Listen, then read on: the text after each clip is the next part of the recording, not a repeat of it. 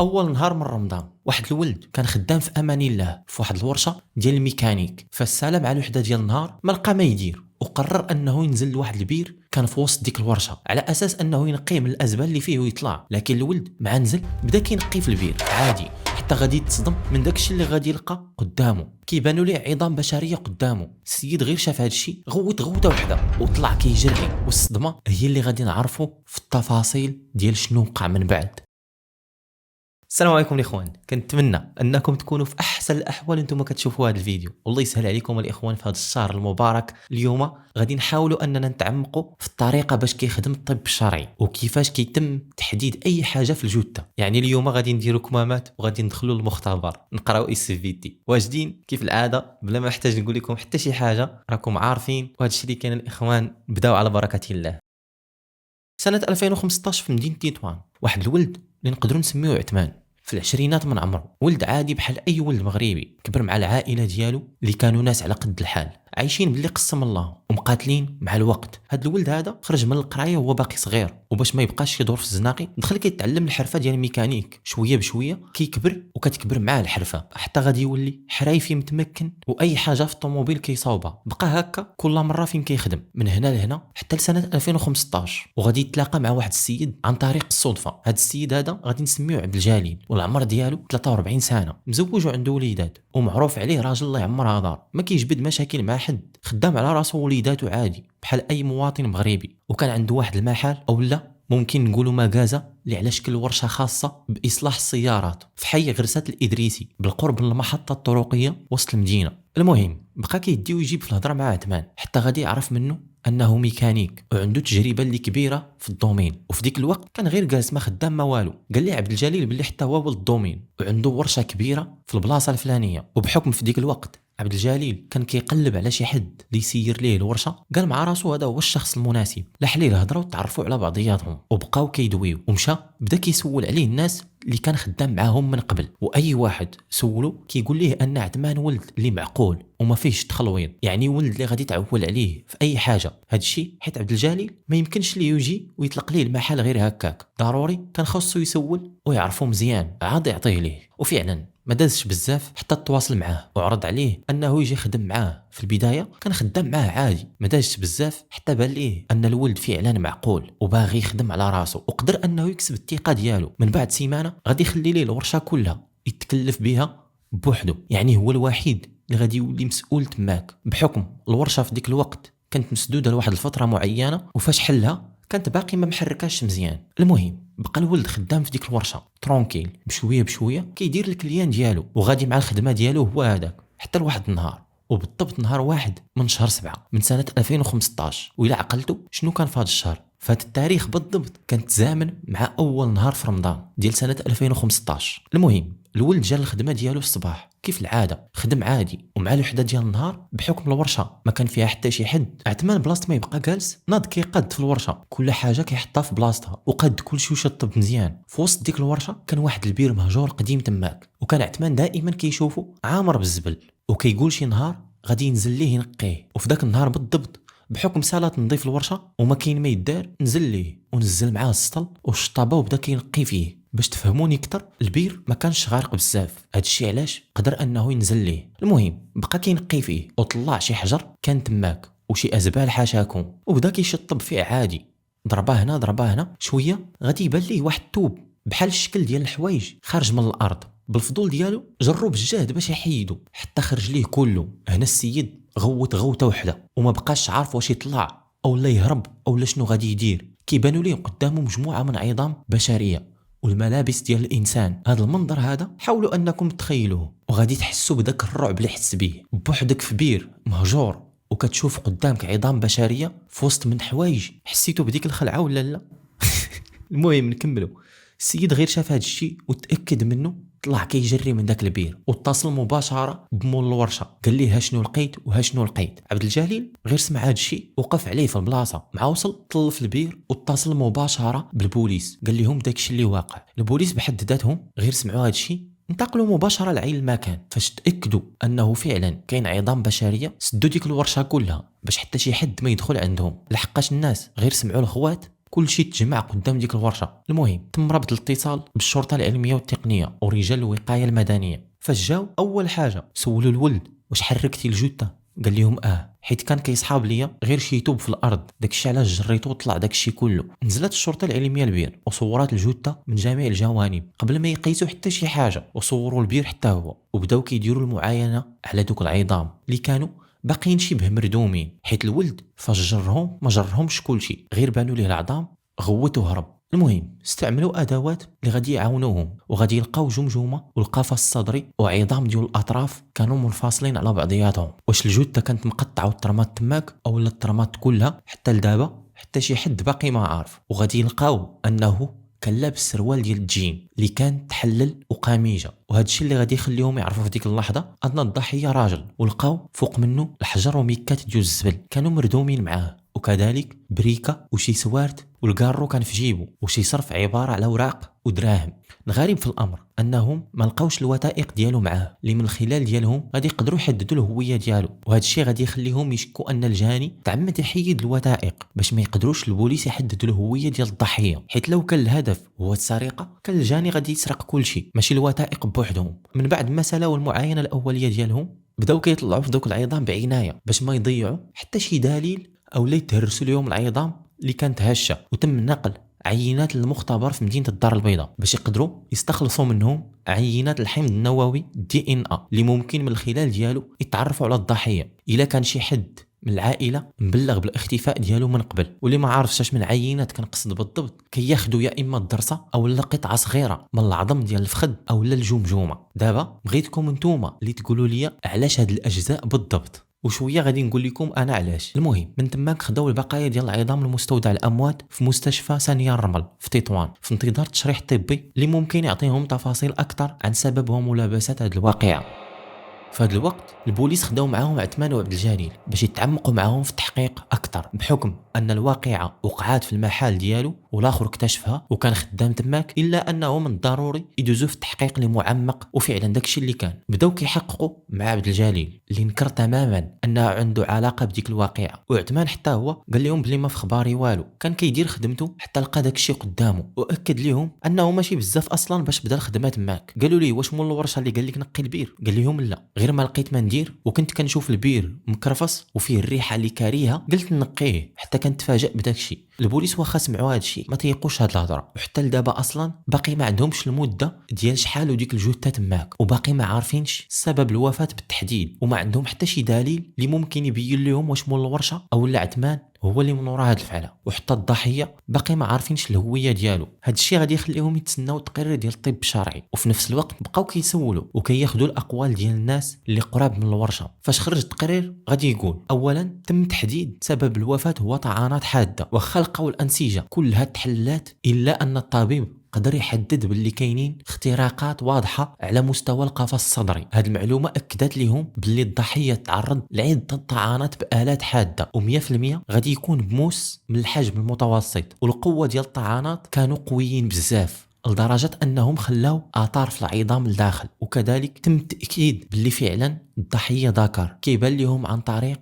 الحوض. الذكر كيكون الحوض ديالو ضيق وعميق، والانثى العكس ديال هذا الشيء. وحاجه اخرى باش كيحيدوا الشكوك ديالهم كيشوفوا العظام ديال الجبهه والفك، لحقاش الفك عند الراجل كيكون بارز اكثر على عكس البنت. وغادي تبين لهم كذلك باللي كاين اثار ديال العنف وكسور في بعض العظام، وهذا الشيء غادي يخليهم يرجحوا باللي وقع عراك عنيف ما بين الجاني والضحيه قبل ما يقتلوا، او لا ممكن يكون الجاني لاحظ الضحيه في البير وهو باقي عايش، وهذا الشيء اللي تسبب ليه في دوك الكسور. وتم تحديد العمر ديالو ما بين 26 سنه حتى ل 28 سنه، وهذا الشيء حددوه عن طريق الاسنان ديالو. وكذلك كيشوفوا الرؤوس ديال العظام في المفاصل واش كملوا النمو ديالهم او لا باقي، وفي بحال هذه الحاله تبين باللي الولد عاد كمل النمو ديالهم، يعني العمر ديالو في منتصف العشرينات. وغادي يحددوا كذلك الطول ديالو. الطبيب الشرعي كيقيس العظم الطويل وبالضبط العظم ديال الفخذ. كاين واحد القاعده كتقول باللي الطول ديال الانسان كيساوي 3.5 حتى ل 4 المرات الطول ديال العظم ديال الفخذ ديالو. فهاد القضيه فاش قاسوا العظم ديالو لقاو باللي الطول ديال الضحيه كيتراوح ما بين 1.70 و 1.75. هاد الشيء كله كيديروه باش يقدروا يحددوا الهويه ديال الضحيه، باش الا كان شي حد ديجا مبلغ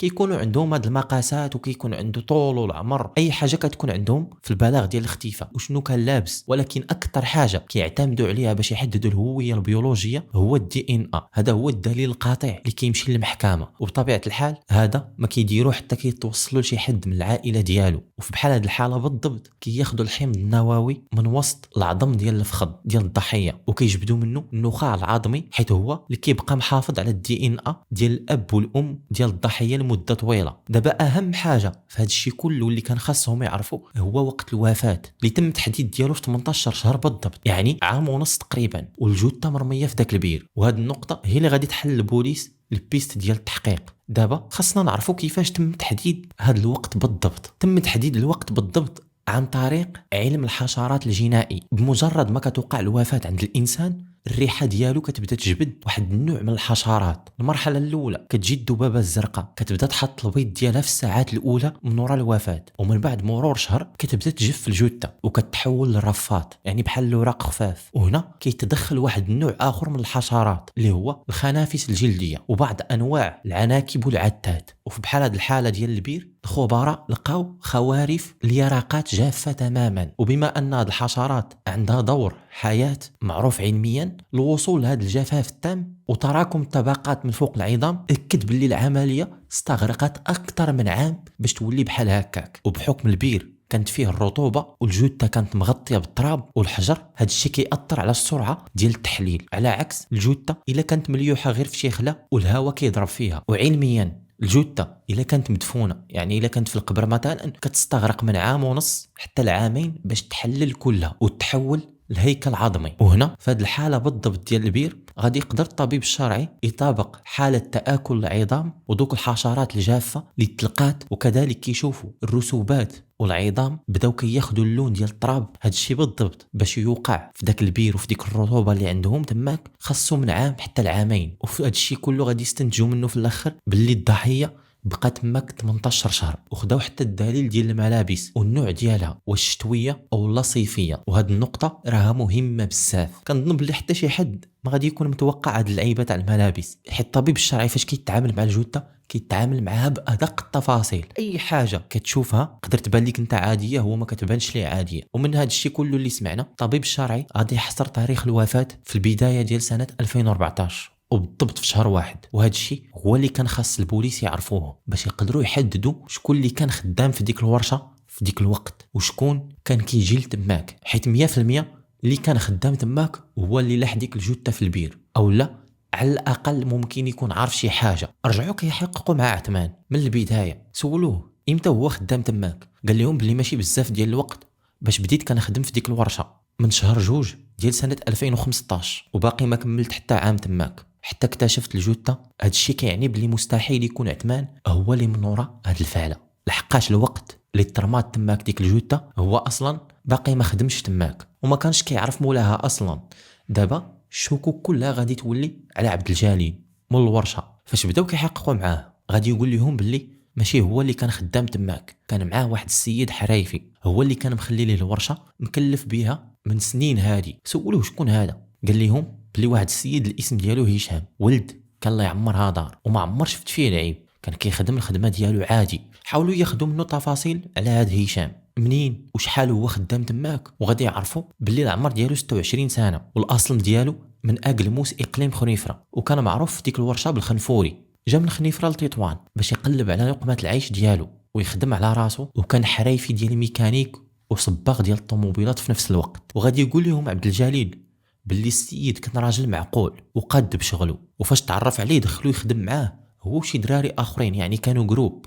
ومع الوقت وبسبب السيد كان حرايفي ديال بصح طاق فيه عبد الجليل وخلاه يكون هو المسؤول على الورشه وعطاه السوارت ديالها، هو اللي ولا كيحل ويسد الورشه. وكان كاري واحد البيت في واحد الحي اللي الاسم ديالو سيدي الطلحه قريب من الورشه. والسيد كان منضبط وكيحل في الوقت وكيتعامل مع الكليان مزيان، وعمر عبد الجليل شاف فيه العيب او لا دار ليه شي مشكل على طول ديك المده اللي كان خدام معاه فيها. قالوا ليه شحال هو خدام معاك وعلاش ما بقاش خدام معاك، قال لهم باللي كان خدام معايا لمده ديال 3 سنين وفجاه غادي يجي وغادي يقول لي ما بقيتش باغي نخدم حيت باغي يرجع للبلاد وعطاني السوارت. وفاش سولته علاش قال لي بلي الوالده ديالو مريضه وخاصو يمشي يقابلها. عبد الجليل فاش ذكر ليه السيد الوالده خلاه بخاطره ومشى بدا كيقلب على شي حد اخر اللي يخدم بلاصتو، ولكن ما لقاهش وبقات الورشه مسدوده لمده اللي طويله حتى غادي يتعرف على عثمان. هنا سولوا البوليس على الوقت بالضبط اللي مشى من عنده هشام، قال لهم باللي مشى